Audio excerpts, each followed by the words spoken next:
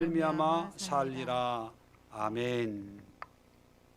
자, 오늘 이 말씀을 가지고 말씀과 현실 사이 다섯 번째 시간, 마지막 시간을 오늘 말씀을 통해서 함께 은혜 나누려고 합니다. 지금까지 야곱이라고 한 사람을 보면서 그가 살아가는 삶의 현실과 또 그에게 임하는 하나님의 말씀이 어떻게 조화를 이루는지 살펴보았습니다. 야곱을 보면서 안타까운 것이 그의 삶과 하나님의 말씀이 하나가 되는, 일치가 되는 믿음의 모습이 그가 죽기 전에 그의 손자 둘에게 양자로 아들로 입양하면서 기도하는 그 모습을 믿음의 모습으로 소개하고 있는 것을 살펴보면서 한편으로는 다행스럽다라고 생각할 수가 있습니다. 믿음으로 하나님 앞에 설 수 있다는 그 자체는 다행이다 싶지만 또 한편으로는 안타깝다는 생각을 가질 수가 있습니다. 좀 더 일찍 믿음으로 하나님 앞에 헌신했다면 야곱의 인생은 어떻게 됐을까? 물론 성경에 만약이라는 것이 별로 의미가 없겠지요. 과거기 때문이지요. 야곱을 보면서 어쩌면 우리 자신들을 비춰 볼 수가 있을 겁니다. 우리도 야곱처럼 믿음 생활하면서 열심히 하나님은 찾지만 그 하나님이 주시는 말씀을 보면서 내 마음에 맞으면 순종하고 마음에 맞지 않으면 외면하고 그러면서 열심히 기도해요. 나의 뜻을, 나의 문제를 해결해 주시기를 간절히 기도하는 그런 모습을 보면 우리의 모습이 아닐까. 그렇다면 우리도 야곱을 보면서 우리의 현실과 하나님이 주시는 말씀, 하나님이 원하는 믿음의 모습을 하나로 만드는 방법은 없을까? 이제 그 마지막 시간입니다.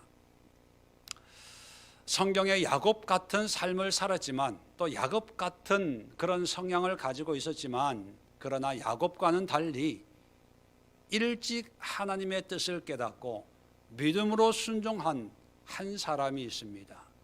그 사람이 누구냐? 오늘 소개해 드릴 사람인데 하박국입니다.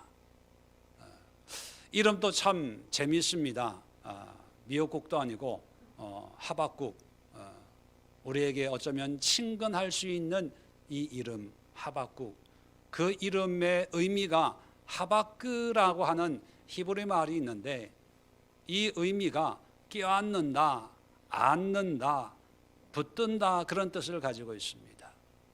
그렇게 보면 야곱이라고 하는 이름이 태어날 때 에서의 발 뒤꿈치를 붙잡는 자 이런 의미를 가지고 있다면 하박국도 뭔가 붙잡은 사람, 껴안은 사람 이런 의미가 될 수 있겠지요. 이 하박국도 뭔가 붙들고 사는 그런 사람입니다. 그렇다면 이 하박국은 뭘 그렇게 붙들었을까?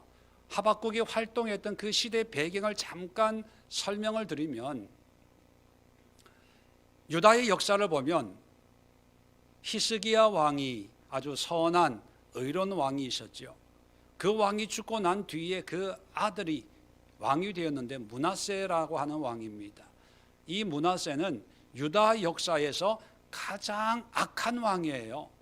어떻게 그렇게 선한 왕 밑에서 악한 왕이 나는지는 모르겠는데 이 므낫세는 우상 숭배에 아주 열심을 내고 자기 아들을 우상의 제물로 산채로 태워 죽이는 인신 제사까지 한 그런 왕이에요. 그러니까 나라가 우상 천지가 되어 버렸죠. 그런데 그의 손자가 왕이 되었는데 요시야라고 하는 왕입니다. 8살의 왕이 되었어요. 한 나라의 왕이 8살짜리가 왕이 됐다는 얘기는 어떤 얘기입니까? 전국이 아주 혼란하다는 거예요. 편안할 날이 없는 그런 상황이라는 것을 의미하기도 하지요. 여러 가지 어려운 상황에 이 8살짜리 요시야가 왕이 됐는데 하나님의 은혜로 신실하게 하나님을 섬기는 그런 왕이 되는 거지요. 율법을 다시 회복하고 유월절 절기를 다시 회복하고 무너진 성전을 다시 수리하면서 우상을 다 없애는 그런 신앙의 대개혁을 일으키고 있을 때 그때 하박국도 활동을 하고 있었거든요. 그런데 어느 날 애굽이 쳐들어왔어요. 그 전쟁에 요시야가 화살 맞고 죽는 거예요. 그러니까 하박국은 이해가 안 되는 거죠. 믿음으로 이렇게 열심히 하나님 앞에 쓰임 받는데 하나님이 보호해 주셔야지 왜 이방 민족 애굽과 전쟁에서 패하게 하느냐는 거죠. 이 요시야 왕이 죽고 난 뒤에 그 아들들이 뒤이어서 왕이 되는데 다 애굽의 바지 왕이 되는 거예요. 우상 숭배에 다 빠지는 거예요. 이럴 때 하박국이 하나님 어찌하여 1장에 보면 1장 2절 여호와여 내가 부르짖어도 주께서 듣지 아니하시니 어느 때까지 하리이까 왜 응답 안 해줍니까? 이 사회가 이 나라가 우리의 신앙이 이렇게 비참하게 무너지고 깨어지고 타락하는데 왜 응답 안 해주세요? 3절 보세요. 어찌하여 내게 죄악을 보게 하시며 패역을 눈으로 보게 하시나이까? 겁탈과 강포가 내 앞에 있고 변론과 분쟁이 일어났나이다. 이제 정의라고 하는 것이 없어지는 거예요. 죄악이 일상이 돼버리는 그런 시대가 돼버렸어요. 4절 끝에 보면 이는 악인이 의인을 애워쌌으므로 정의가 굽게 행하여 지민이다. 이제 악인이 득세하기 시작을 하는 거죠. 이제 정의라고 하는 것, 말씀이 의미가 없어지는 거예요. 그래서 하나님 이게 뭡니까? 애통하는 마음으로 기도했더니만 5절 이하에 하나님이 응답을 하세요. 그 응답이 뭐냐 하면 6절에 보라 내가 사납고 성급한 백성 곧 땅이 넓은 곳으로 다니며 자기의 소유가 아닌 거처들을 점령하는 갈대아 사람을 일으켰나니. 자, 갈대아 사람이라고 하는 것은 바벨론을 의미합니다. 그래서 하나님이 무슨 얘기를 하냐면 내가 그래서 갈대아 이방 바벨론 민족을 불러다가 내가 심판할 거야 그러는 거예요. 아니 해결해 줘야지 해결책이 다른 민족을 데려와 가지고 나라를 망하게 하는 것이 무슨 해결책이겠습니까? 깜짝 놀라서 하박국이 다시 기도하는 거예요. 12절 보면 선지자가 이르되 여호와 나의 하나님 나의 거룩하신 이시여 라고 하면서 하나님을 부르면서 13절에 주께서는 눈이 정결하심으로 악을 참아보지 못하시며 패역을 참아보지 못하시거늘 어찌하여 거짓된 자들을 방관하시며 악인이 자기보다 의로운 사람들을 삼키는데도 잠잠하시나이까. 무슨 얘기입니까? 한 거룩한 분이잖아요. 그런데 악인이 유대 백성들을 삼킨다. 무슨 얘기예요? 쳐들어와서 멸망시킨다고 하는데 왜 잠잠히 있습니까? 왜 가만히 계세요? 항의하는 거예요. 말씀하고 다르잖아요. 그렇게 불평불만을 가지는 거죠. 17절에도 그가 거물을 들고 이제 바벨론을 이제 고기잡이하는 어부로 비유하는 거예요. 유다 백성들은 물고기고 그래서 바벨론이 그물을 떨고는 계속하여 여러 나라를 무자비하게 멸망시키는 것이 옳으니까, 아니 이방 민족이 여러 나라를 고기 잡듯이 계속 잡아 먹는데 이거는 정의로운 거예요? 합당한 겁니까? 하나님 앞에 대드는 거예요. 하박국이 볼 때 지금까지 하나님이 말씀을 통해서 말씀하신 거하고 지금 현실적으로 이루어지는 거하고 또 앞으로 하나님 이렇게 하겠다고 하는 하나님의 말씀을 비교해 보니까 앞뒤가 안 맞는 거예요. 그러니까 하나님 앞에 항의하는 거죠. 자, 이럴 때 이런 상황에서 하박국은 처음에는 불평불만으로 시작했다가 3장에 보면 하나님을 찬양하는 것으로 끝이 나요. 다시 말하면 처음에는 말씀과 현실이 전혀 안 맞았어요. 근데 어떤 과정을 통해서 하박국은 하나님의 말씀과 하박국이 가지고 있는 현실이 하나가 되는 은혜를 경험하고 그 결과가 하나님을 찬양하는 것으로 끝이 나요. 그래서 하박국서는 아주 간단합니다. 3장밖에 안 되기 때문에 여러분 집에 가서 한번 1장부터 끝까지 한번 읽어보시면, 오늘 설교를 듣고 읽어보시면 어떤 의미인지 아주 쉽게 이해가 되는 그런 말씀이지요. 자, 그러면 하박국은 하나님의 말씀 앞에 어떤 반응을 보였길래 야곱과는 전혀 다른 순종의 삶, 말씀과 삶이 하나 되는 삶을 살았을까? 첫 번째는 뭐냐면 하나님과 씨름하는 거예요. 무슨 뜻이냐 하면 오늘 본문 2장 1절 보면 내가 내 파수하는 곳에 서며 성루에 서리라. 그가 내게 무엇이라 말씀하실는지 기다리고 바라보며 나의 질문에 대하여 어떻게 대답하실는지 보리라.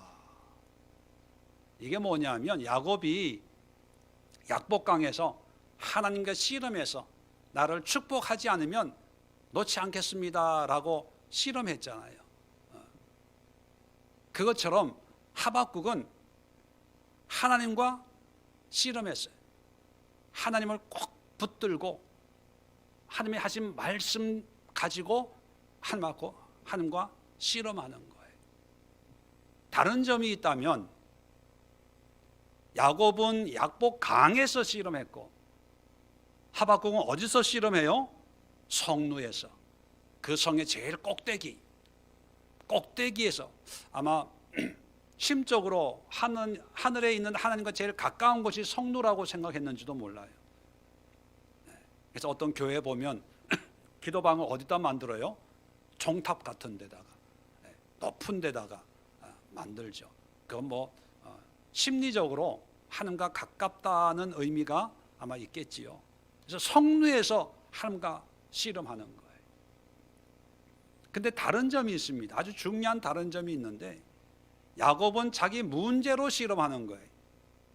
재산 다 먼저 보내고 자식들 먼저 보내고, 그래도 자기는 약복강을 건너지 못하는 거죠. 왜요? 형이 무서워서 안절부절 전전긍긍 밤을 지새고 있는데 그냥 하나님이 나타나신 거고, 자기 문제를 해결해 달라고 씨름한 건데 하박국은 자기 문제가 아니라 이 시대의 문제, 하나님의 주신 말씀, 하나님의 계획, 하나님과 씨름하는 게 달라요.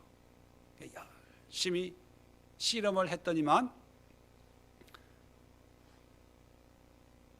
2절에 하나님의 말씀이 임하기를 시작을 하는 것입니다. 그렇다면 여러분, 우리는 말씀을 들을 때 크게 세 가지 반응을 보입니다. 첫 번째는 말씀과 현실이 안 맞으면 말씀을 그냥 덮어요. 외면해요. 말씀으로부터 도망을 가죠. 아, 나하고는 틀려. 현실감이 없어. 그렇게 어떻게 살아? 말씀으로부터 멀어지는 사람이 있는 반면에 어떤 사람은 적당히 타협하죠. 안 지키려고 하니까 신앙 양심이 걸리고, 지키려고 하니까 또 삶이 걸리고, 그래서 적당하게 잘 요령 있게 양다리 걸치면서 하는 것도 아니고 안 하는 것도 아니고, 그렇게 신앙생활, 믿음생활 하는 사람들이 있습니다. 그리고 세 번째는 뭐냐 하면 순종하는 거죠. 하나님의 뜻대로 순종하는 것. 근데 순종하면 좋은데 문제는 무엇입니까? 순종하지 못하니까 문제가 되는 거지요. 근데 오늘 하박국을 보면 네 번째 방법이 있음을 압니다. 하나님의 말씀을 들어도 이해가 안 돼요. 현실은 어려워요. 자, 그럴 때 네 번째 방법이 뭐냐면 하나님과 씨름하는 거예요. 하나님, 이 말씀이 무슨 뜻입니까? 하나님의 계획이 뭡니까? 내 질문에 대하여 어떻게 대답하실는지 보리라. 아주 각오를 가지고 성루에 올라가서 하나님의 계획이 어떤 의미가 있길래 왜 이방인을 통해서 우리나라를 무너지게 망하게 하려고 합니까? 도저히 내 생각으로는 이해가 안 됩니다. 며칠을 씨름했는지 날짜는 안 나오지만 아마 그런 각오를 가지고 성루에 올라갔어요. 여러분, 말씀으로 현실을 산다는 것은 그렇게 쉽지가 않습니다. 우리가 경험하고 있잖아요. 쉽지 않다는 것은 어렵다는 건데, 어렵다는 것은 불가능하다는 의미가 아닙니다.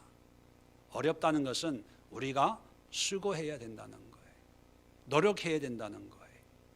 어떤 사람들은 말씀을 보면서 말씀은 듣지만 속으로 이렇게 얘기합니다. 에이, 그렇게 해서 어떻게 살아? 그건 특별한 사람들의 이야기고 특별한 때고, 또는 그것을 해석을 다르게 해요. 이건 그렇게 실질적으로 순종하는 게 아니라 그냥 이렇게 적당하게 살라는 거야. 영적인 거야. 우리의 마음이 그렇게 변화라는 거야. 적당하게 물타기를 하죠. 근데 물타기를 하기 전에, 해석하기 전에 중요한 것은 뭐냐면 하나님의 마음을 아는 거예요.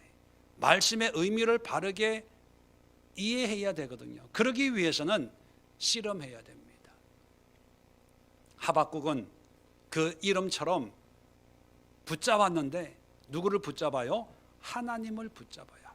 야곱처럼 문제를 붙드는 것이 아니라 하나님을 붙들고 하면 말씀을 가지고 씨름하는 거예요. 왜 우리가 말씀으로 살지 못하냐? 말씀은 수많은 말씀을 듣는데 왜 우리 믿음의 성장이 없냐? 이유는 여러 가지가 있겠지만 오늘 말씀을 통해서 보면 말씀으로 노력하지를 않는 거예요. 애쓰지를 않는 거예요. 저절로 되어지기를 바라고, 하나님이 그렇게 그냥 나는 가만히 있고 하나님이 환경적으로 역사하기를 바라기는 하는데, 내가 의지를 가지고 결단하고 이렇게 살겠습니다라는 그런 영적인 전쟁이 없기 때문이에요. 어제 저희 조카가 결혼을 했어요. 강남에서 결혼을 했는데, 원래 작년에 결혼하려다가 코로나 때문에 올해로 연기를 해서 어제 결혼을 했는데, 그래서 작년부터 올해 4월에 결혼식이 있다는 것은 알고 있었습니다. 그런데 들리는 얘기에 결혼식을 신랑 신부가 다 준비하는데 예배 없이 그냥 친구들 모아놓고 뭐 파티하고 이러면서 결혼식을 한다고. 그래서 전 속으로 예배가 없으니까 나는 안 가도 되겠구나. 토요일 5시니까 제일 바쁜 날이니까. 그래서 아무 생각도 안 하고 청첩장이 왔는데 열어보지도 않았어요. 어디서 하는지 뭐 몇 시에 하는지도 몰랐어요. 왜? 안 갈 거니까. 그런데 2주 전에 저희 매형한테 전화가 온 거예요. 애들한테 맡겨놨더니만 예배도 없고 자기네끼리 한다는데 도저히 안 될 것 같아서 나보고 와서 기도를 해달라는 거예요. 그래서 제가 아니 예배도 없는데 가서 목사가 기도 그게 무슨 의미가 있냐고. 자기네들이 순서에 안 넣었으면 그냥 자기네가 계획한 대로 그냥 내버려 두라고. 어차피 맡겼으면 내버려 두지. 예배도 없는데 생뚱맞게 기도 순서 넣으면 나도 불편하고 우리 교인들한테 예배가 없는 결혼식에 안 가겠습니다. 양해를 구하고 되도록이면 안 가려고 하는데, 왜냐하면 예배도 없는데 가서 밥만 먹고 올 게 뭐가 필요하겠어요. 그냥 눈도장 찍는 건데. 근데 우리 교인들 매주 보는데 축하하고, 그래서 지금까지 그렇게 하고 있다고. 근데 내 조카가 예배 없이 결혼식 한다는데 거기 내가 가서 어떤 기도를 어떻게 하겠냐고 사양을 했어요. 그랬더니 그래도 결혼식인데 목사님 오셔가지고 기도는 해야 되지 않겠냐고. 속으로 그건 매형사정이고 내 입장에서는 그게 아니잖아요. 그래서 부탁을 하길래 그러면 알겠다고 전화를 끊고 그러고 2주 동안 얼마나 고민이 되는지, 가서 어떻게 기도를 해야 될까, 무슨 기도를 해야 될까, 하나님 어떻게 해야 돼요? 하나님을 찾지도 구하지도 않는 아이들에게 제가 가서 뭘 해야 됩니까? 보기에는 아이들은, 신랑 신부들은 예배 별로 관심이 없는데 부모들이 보니까 안 되겠다 싶어서 나한테 연락이 온 것 같은데, 하나님 제가 짬뽕 짜장면 시키면 따로는 군만두입니까? 가서 뭐라고 그래야 돼요? 2주 동안 고민을 했어요. 얼마나 고민이 됐으면 사모한테 여보 나 금식해야 되는 거 아니야? 와, 결혼식 앞두고 내가 왜 이렇게 힘들지? 지금까지 여러 곳에서 기도도 하고 참석도 해봤지만 이렇게 힘든 결혼식은 처음이야. 2주 동안 몸부림을 쳤어요. 근데 어제 토요일 당일이지요. 새벽 2시 45분에 갑자기 전화 벨이 울리는 거예요. 받았더니만 웬 할아버지가 여보세요 거기 아무개 집 아니에요. 이게 잘못 걸려온 전화인 거예요. 그래서 그 집 아닙니다 끊었어요. 5분 뒤에 또 그분이 전화를 한 거야. 그게 아니라니까요. 그러고는 잠이 안 오는 거예요. 잠이 안 오는데 오후에 결혼식이 있으니까 무슨 고민에 빠지겠어요. 누워서 하나님 사람에게 듣기 좋은 기도를 해야 됩니까? 아니면 하나님 앞에 정말 이들이 신랑 신부에게 필요한 기도를 해야 됩니까? 애초부터 예배 옛자도 생각 안 하고 있는 아이들인데 생뚱맞게 목사가 가서 그 두 사람 앞에 놓고 전도를 해야 됩니까? 성경 공부를 해야 됩니까? 기도를 해야 됩니까? 축복을 해야 됩니까? 나 가기 싫어요. 밤새도록 뒹굴다가 아침쯤 새벽쯤 언제 잠이 들었는지 깜빡 졸았는데 집사람이 준비하고 나가야 된다고 깨워서 비몽사몽간에 준비하고 와서 말씀에 집하고 점심도 김밥 먹고 주보 만들고 해야 되니까 또 강남을 가야 되니까 차가 얼마나 밀려요 토요일. 그래서 막 갔어요. 가서 예식이 시작이 됐는데 줄에 없이 요즘 결혼식을 많이 한다고 하니까 신랑 신부가 혼인 서약을 하는데 둘 다 제가 알기로는 모태신앙 믿음의 가정에서 자란 애들이거든요. 신랑이 신부에게, 신부가 신랑에게 혼인 서약 하는데 하나님 하자도 없어요. 하자가 있긴 있더라고요. 성의 하시더라고.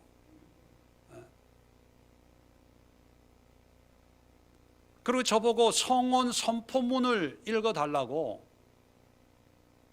이게 주는데 거기에도 하나님 하자가 하나도 없어요. 안 그래도 힘들어 죽겠는데 그런 모습을 보니까 속에서 열이 올라오는 거예요. 하나님, 나 여기 있기 싫어요. 근데 갈 수는 없잖아요. 그래서 성혼 선언문에다가 있는데 그대로 안 읽고 내가 그 하나님 집어넣었어요. 거룩하신 하나님 앞과 친지, 친구, 하객들 앞에서 하나님의 은혜로 이렇게 내가 그게 하나님 이런 집어넣어서 즉석에서 내가 편집해가지고 읽었어요. 그리고 기도를 하는데 하나님 어디 계세요?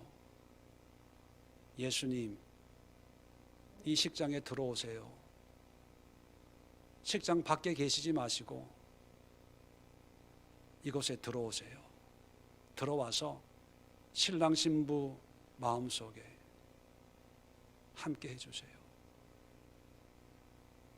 갈릴리 가나 혼인잔치에 예수님이 계셔서 필요한 것을 채워주신 그 예수님인데 이곳에 필요한 것을 채워주세요. 하나님 어디 계세요? 모세가 시내산에서 하나님을 외롭게 만나는 것처럼 엘리야가 갈멜산에서 우상 제사장들 앞에 혼자 외롭게 서 있는 것처럼 제가 외로워요. 정말 저는 광야 같았어요. 그들은 예배 드리러 모인 사람들이 아니고 기대 안 하고 그저 목사가 기도한다니까 형식적인 기도, 조카의 결혼식이니까 그냥 그런 거 있잖아요. 그냥 일반적인 축복의 기도를 생각했겠죠. 그런데 저는 그렇게 기도할 수가 없었던 거예요. 여러분, 제가 결혼식 기도할 줄을 몰라서 고민을 했겠어요? 그런 경험이 없어서 2주간 전전긍긍했을까요? 아니거든요. 하나님이 주시는 말씀과 이들이 기대하는 것과 너무나 다르기 때문에 사람들이 기대하는 것을 읊어줘야 되는지 아니면 하나님이 주시는 그 마음을 이들에게 전해야 되는지 그 갈등이거든요. 왜냐하면 하나님의 말씀을 들으려고 하지 않잖아요. 그러니까 예배가 없는 거겠지요. 하나님과 상관없으니까 하나님에게는 관심이 없는 사람들이에요. 그런 사람들에게 내가 목사인데 주의 종인데 성도들에게 하나님을 잘 믿으라고 권면하는 사명을 가지고 있는데 조카가 결혼하는데 축복하시고 들어가도 복을 받고 나가도 복을 받고 떡반죽 그릇이 복을 받고 30배, 60배, 100배 복을 받고 자녀가 복을 받고 이런 기도를 어떻게 합니까? 예배도 없는데.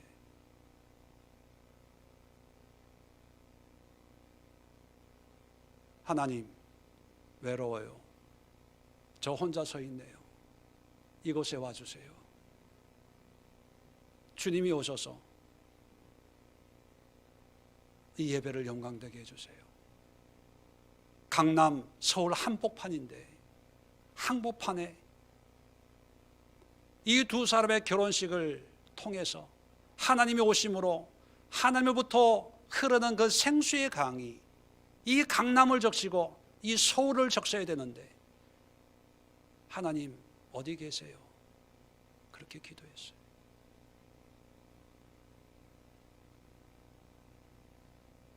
금도 마옵시고 은도 마옵시고 오직 하나님을 믿는 믿음의 가정이 되게 해달라고 기도하고 나오니까 주변이 싸해진 거예요. 집에 오면서 사모가 그러더라고요. 기도 끝나자마자 밥 먹지 말고 집에 가자고 그러려고 그랬다고. 여러분, 물론 사람들이 원하는 게 뭔지 알아요. 분위기 좋게, 멋있게, 누구나 행복하게, 웃고 떠들고 즐겁게. 그런데요, 신앙은 싸워야 돼요. 그런 사람의 원함과 세상의 원함과 하나님이 주시는 말씀 앞에 싸워야 돼요. 싸워야 하나님의 말씀대로 순종할 수가 있습니다. 제가 싸우지 않았다면 결혼식은 잘 끝났겠죠. 아무 문제 없이. 저는 바른 목자가 될 수 있을까요? 저 개인적인 신앙의 차원에서 말씀과 현실 사이를 성도들에게 설교할 수 있는 그런 자격이 갖추고 있을까요?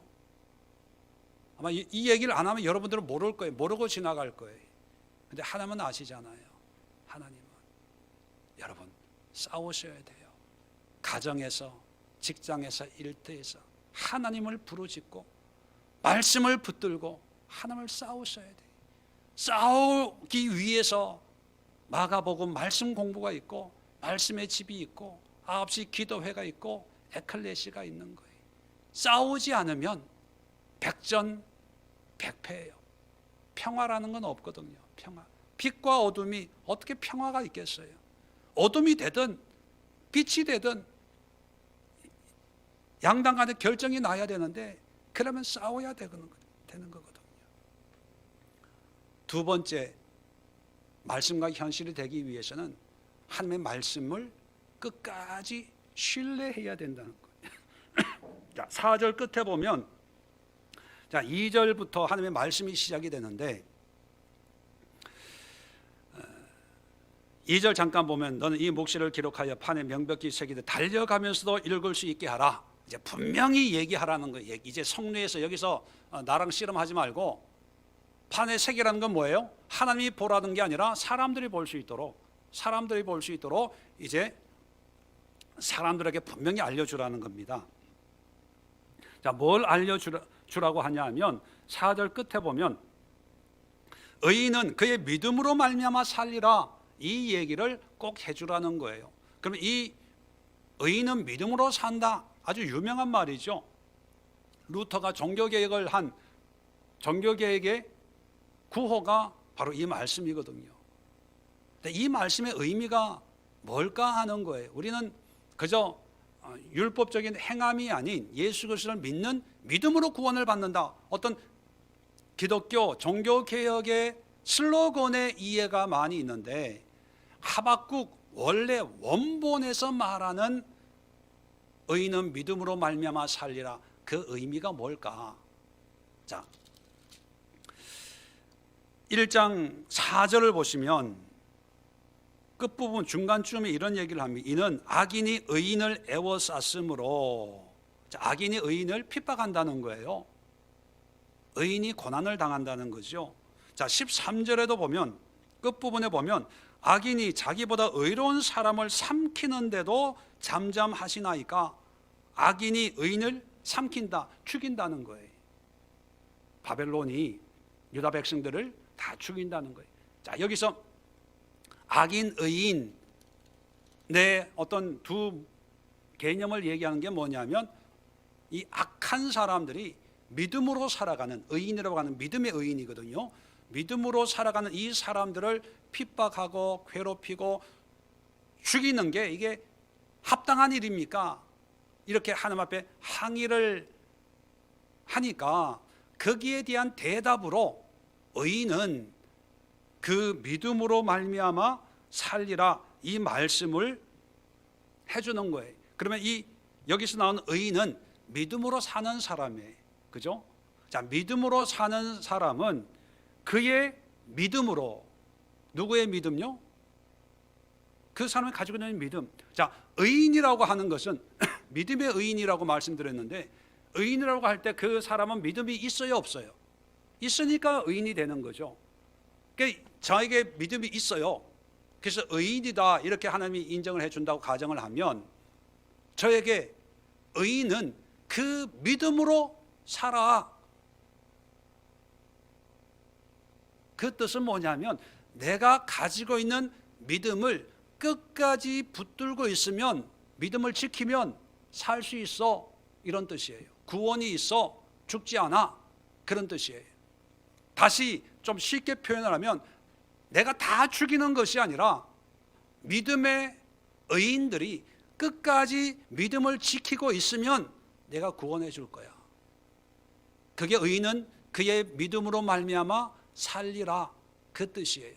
자, 그래서 신약 성경에 이 말씀을 인용한 사람이 두 사람이에요. 한 사람은 바울이고 한 사람은 히브리서 기자를 쓴 누군가예요. 자, 바울이 우리가 잘 아는 로마서 1장 17절에 이 말씀을 그대로 인용을 하고 있어요. 제가 읽어드릴게요. 복음에는 하나님의 의가 나타나서 믿음으로 믿음에 이르게 하나니 기록된 바 오직 의인은 믿음으로 말미암아 살리라 함과 같으니라. 자, 우리는 오직 의인은 믿음으로 말미암아 살리라, 여기에 꽂혀가지고 그 앞에 있는 의미는 생각하지 않고 믿음이라고 하는 그런 개념만 생각하는데, 이 말씀을, 하박국 말씀을 인용하는 바울의 의도가 뭐냐 하면 바로 그 앞에 믿음으로 믿음에 이르게 하나니, 이 말씀이 하박국 2장 4절의 말씀을 여는 열쇠예요. 그러면 믿음에서 믿음에 이르게, 믿음으로 믿음에 이르게 한다, 이건 무슨 뜻일까요? 쉽게 표현하면 이거예요. 처음부터 끝까지 믿음으로. 다르게 표현하면 한결같은 믿음으로. 설명을 덧붙이면 환경이 어떻게 바뀌든지, 상황이 어떻게 바뀌든지 하나님을 믿는 그 믿음을 끝까지 붙들고 있으면 살아, 구원이 있어, 그런 뜻이에요. 우리는 환경의 영향을 받지 않습니까? 하박국도 선지자예요.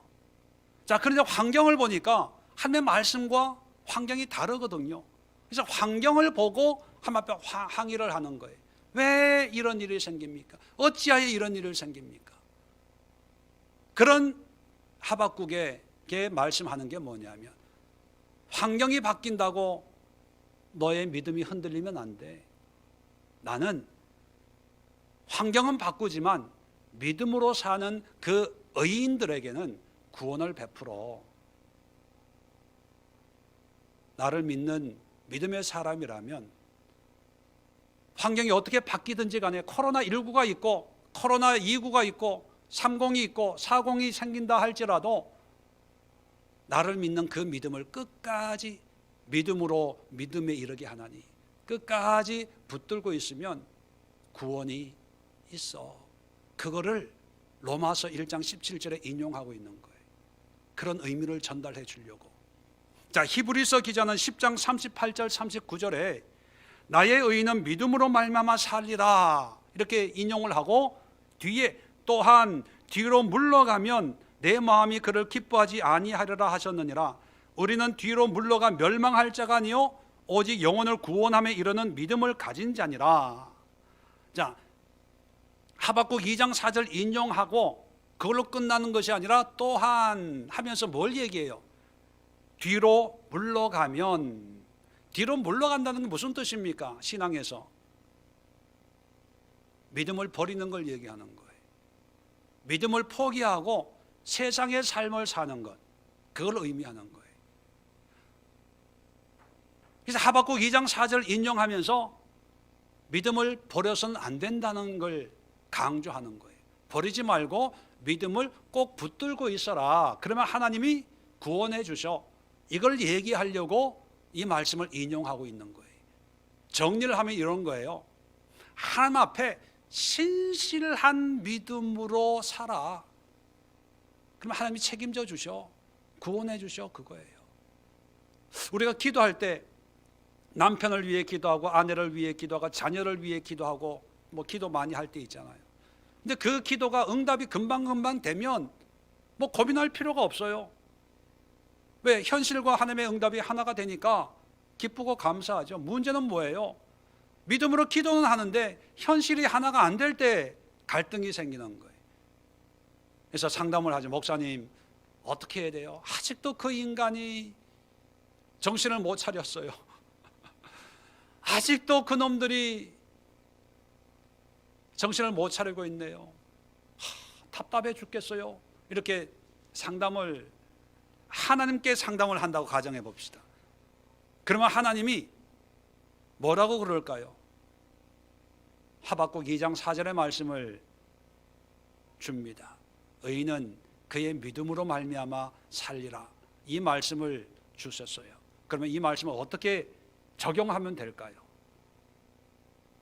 의인은 기도한 남편이 변화되든 안 되든, 자식이 변화되든 안 되든, 사업이 잘 되든 안 되든, 이런 상황에 상관없이 네가 나를 믿는 의인이라면, 믿음의 사람이라면, 성도라면, 그런 거에 상관없이 네가 가지고 있는 그 믿음 끝까지 붙들고 살아.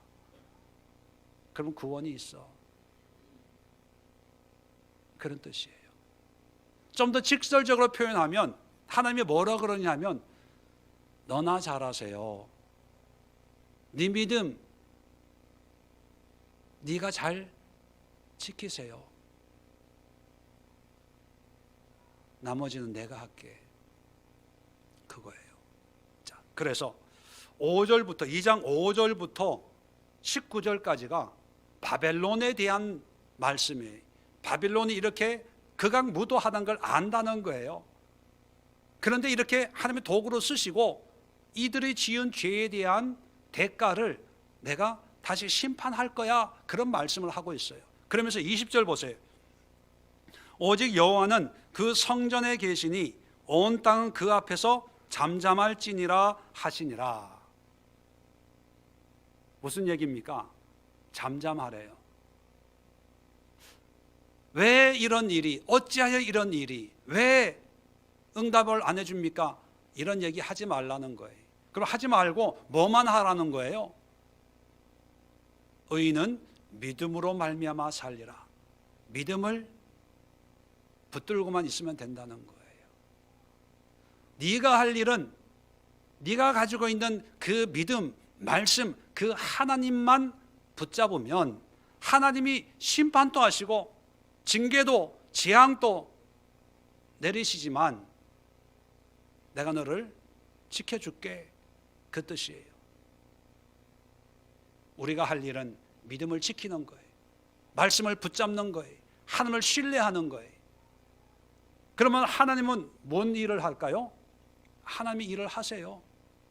하나님이 하는 일에 대해서 뭐라 어쩌고 저쩌고, 의인이 어쩌고 악인이 어쩌고 유다가 어쩌고 바벨론이 어쩌고 하지 말라는 거예요. 하나님이 다 안다는 거예요. 바벨론이 얼마나 악하고 유다 백성들이 얼마나 악한 거 다 알아. 네가 얘기하기 전에 네가 더 잘 알겠냐, 내가 더 잘 알겠냐. 내가 이렇게 한다고 하는 것은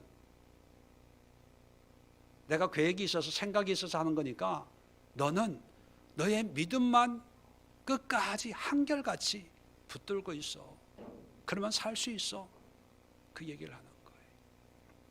종합하면 끝까지 하나님을 신뢰하라는 거예요. 믿습니다 한 번 하고 구원의 확신을 갖는 것이 아니라 믿습니다 확신했던 그 믿음을 끝까지 가지라는 거예요. 끝까지. 어떤 환경, 어떤 상황에도 흔들리지 말고.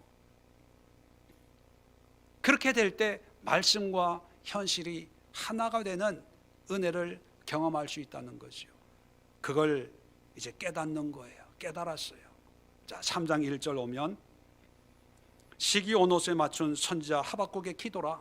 시기오노스라고 하는 것은 음악적인 어떤 표현입니다. 음악, 찬양하는 어떤 방법, 뭐 구체적인 뭔지는 모르지만, 근데 기도를 하는데 이 기도가 단순한 기도가 아니라 19장 끝에 보면 이 노래는 지휘하는 사람을 위하여 내 수금에 맞춘 것이니라. 자, 기도가 노래인 거예요. 노래의 기도, 곡조가 있는, 악기를 동원하는. 그래서 지휘하는 사람이 있고 내 수금에 하니까 이 하박국이 수금을 잘 타는 성가대 악기를 맡은 사람이 아닐까, 이런 추측을 하게 되는 거죠.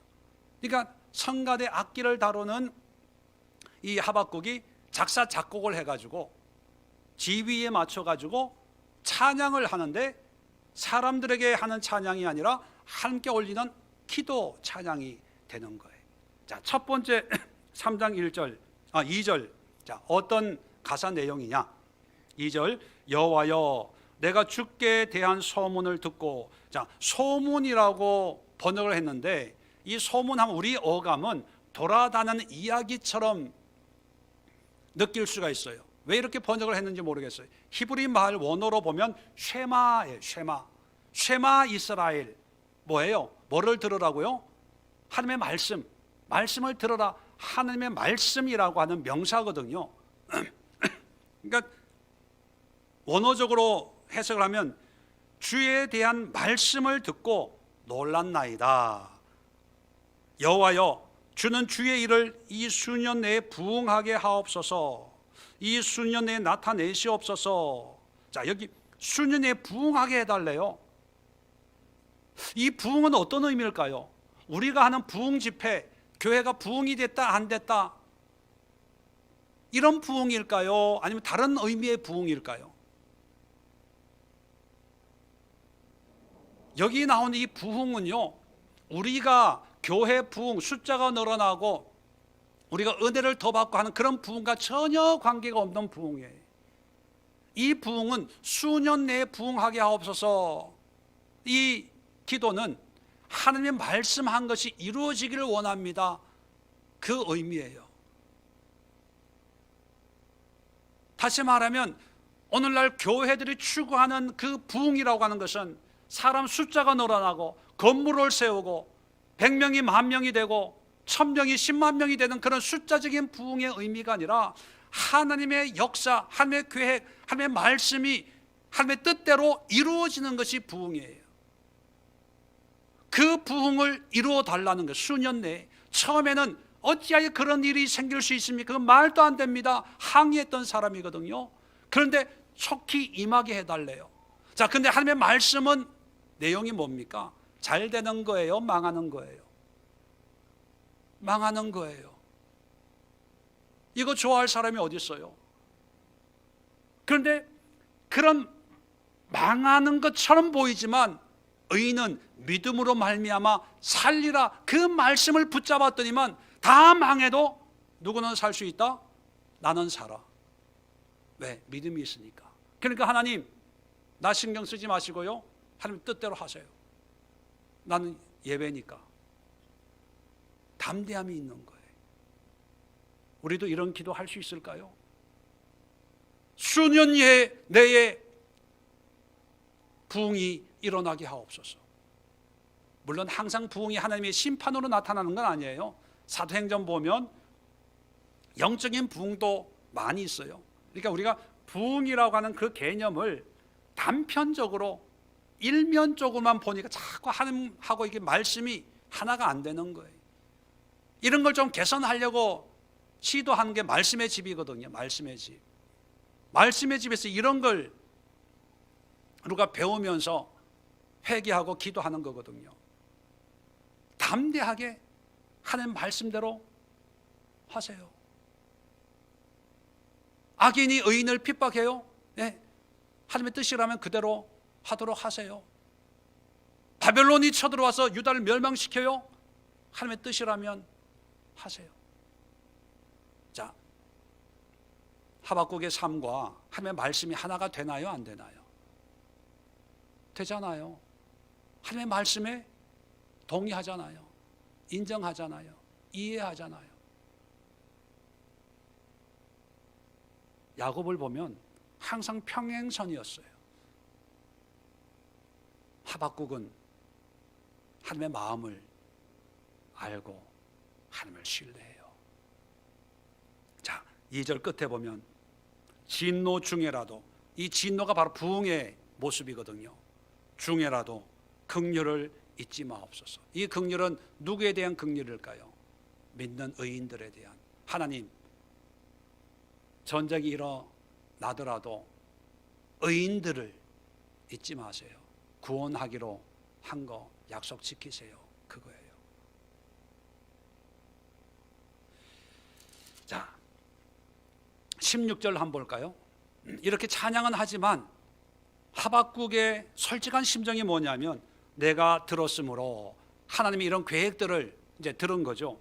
들었으므로 내 창자가 흔들렸고 그 목소리로 말미암아 내 입이 떨렸도다. 무리가 우리를 치러 올라오는 환난 날을 내가 기다림으로 썩이는 것이 내 뼈에 들어왔으며 내 몸은 내 초수에서 떨리는도다. 이게 솔직한 표현이 아닐까요? 말은 수년 내에 그렇게 되기를 원합니다. 긍휼을 잊지 마세요. 이렇게 얘기하지만 솔직한 심령은 무섭잖아요. 두렵잖아요. 썩이는 것이 뼈 속에 오장육부를 녹인다는 의미 아니겠습니까? 떨려요. 생각만 하면 무서워요. 피하고 싶어요. 그런 고백을 하는 거죠. 그러면서 17절에 비록 무화과 나무가 무성하지 못하며 포도나무에 열매가 없으며 감람나무에 소출이 없으며 밭에 먹을 것이 없으며 우리의 양이 없으며 외양간에 소가 없을지라도, 우리가 이런 찬양도 있잖아요. 자, 이런 이런 현실이 그저 낭만적으로 무소유의 삶처럼 무화과 나무에 먹을 것이 없고 포도나무에 소출이 없고 밭에 풀 한 폭이 안 나고 외양간에 염소도 소도 없는 그런 어떤 무소유의 어떤 그런 가난의 의미일까요? 아니면 전쟁의 참상으로 인한 초토화된, 황폐하게 된, 비참하게 된 그런 현실을 얘기하는 걸까요? 전자입니까? 후자입니까? 후자예요. 바벨론이 쳐들어와서 그 극악무도한 이방인들이 메뚜기 떼처럼 휩쓸고 지나간 그 뒤에 참혹한 모습을, 비록 무화과 나무가 무성치 못하며 외양간에 소가 없을지라도, 이런 고백을 하는 거예요. 우리는 찬양하면서 무화과 나무 열매가 없어도, 근데 실상은요, 이 말씀의 실상은 우리가 종종 우크라이나 전쟁 참상, 왜 그런 거 보여줄 때가 있잖아요. 무너진 폐허의 모습이에요. 그게 낭만적인 모습이 아니에요. 웃으면서 노래할 수 있는, 기쁨에서 율동할 수 있는 그런 실제의 모습은 아니라는 얘기예요. 비극이에요. 비극, 참상이.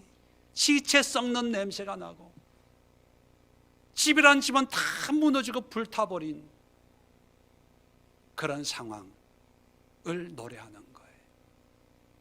그런데 18절 보세요. 나는 여호와로 말미암아 즐거워하며 나의 구원의 하나님으로 말미암아 기뻐하리로다. 그래도 하나님으로 기뻐하겠습니다. 여러분, 세 번째 말씀과 현실을 하나로 만드는 방법은 어떤 환경 속에서도 하나님을 기뻐하는 거예요. 환경을 기뻐하는 게 아니에요. 하박국은 처음에는 환경의 의미를 뒀어요. 악인이 의인을 핍박하니까 하나님이 개입하셔서 의인이 핍박 안 받도록 하면 찬양을 하려고 했을지도 몰라요. 근데 이제는 환경의 영향을 받는 것이 아니라 하나님을 기뻐하는 거예요. 구원의 하나님을 말미암아 기뻐하리로다. 이제 하나님을 붙들게 된 거예요. 야곱은 자기의 삶을 붙들었죠. 장자권, 장자의 명분, 형 에서로부터의 보호, 삼촌 라반 집에서는 내 재산, 내 아내, 자기 소유에 관심이 있었어요. 그걸 위해서 물불을 안 가렸어요. 근데 믿음의 모습을 보니까 손자인 두 므낫세가 아니죠. 므낫세 맞나요? 에브라임을 아들로 입양을 시키고 있습니다. 자기한테 이익되는 건 없거든요. 오히려 혼혈 이방인으로 살아갈 두 손자를 유대인 만드는, 은혜를 베푸는 그런 삶으로 바뀌어졌어요. 왜요? 하나님만 바라보니까. 말씀과 현실의 다른 이유가 현실 속에 있는 나의 어떤 목적 때문에 말씀에 순종하지 못할 때가 많아요. 왜? 손해봐야 되니까. 근데 하나님만 바라보고 하나님으로 기뻐하면 손해볼 수 있어요. 결혼식에서 제가 그렇게 기도 안 해도 되죠. 안 하면 더 해피엔딩으로 웃고 즐기고 떠들면서 끝날 수 있어요. 그러면 하나님 앞에 나는 의미가 없어지는 거거든요. 그럴 때 하나님만 생각할 수 있으면 사람들이 나를 어떻게 볼지, 난 저런 목사 난 싫어, 내 스타일 아니야, 목사들 다 저런 식이야, 이렇게 생각할 수 있어요.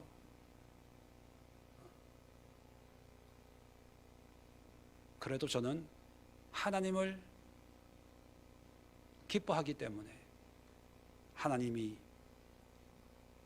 하라고 하는 그런 말씀을 전할 수가 있는 거지요. 말씀과 현실 사이 5번에 걸쳐서 긴 여정을 달려왔는데 어떤 은혜를 받았는지 저는 잘 모르겠지만 여러분 스스로가 야곱을 통해서 또 하박국을 통해서 여러분 삶 속에 어떤 믿음으로, 어떤 신앙으로 살아내야 될까 아마 좀 정리하시고, 코로나19로 얼마나 많은 미혹이 있습니까? 세상에 모임은 다 가지만 교회 가면 다 확진이 되는 것처럼 그렇게 생각을 하고, 또 이제는 안 가도 된다고 생각하는, 익숙해지는, 편안해지는 그런 신앙생활, 참 위험합니다. 왜냐하면 하나님 앞에서는 경외함이 있어야 되거든요. 경외함, 무섭고 떨림으로. 그런데 이제는 좋음으로 예배 드려요. 좋아. 하나님 앞에 우리가, 하나님 앞에 섰으면 우리가 좋아 소리가 나올까요? 하나님, 죄인입니다. 이 죄인으로부터 떠나가 주세요. 두려워서 몸둘 바를 모르겠습니다. 그렇게 될까요? 여러분, 이럴 때일수록 우리가 더 하나님의 마음을 알고 하나님의 뜻으로 살고, 큰 건 아니지만 작은 것일지라도 말씀에 순종하면서, 기도하면서, 예배 드리면서 조금씩 하나님과 가까이 걸어가는 그런 삶을 사는 우리 예수의 모든 성도들 되시기를 주의 이름으로 다시 한번 축복을 또 축원을 드립니다. 기도하겠습니다. 아버지 하나님, 말씀과 현실을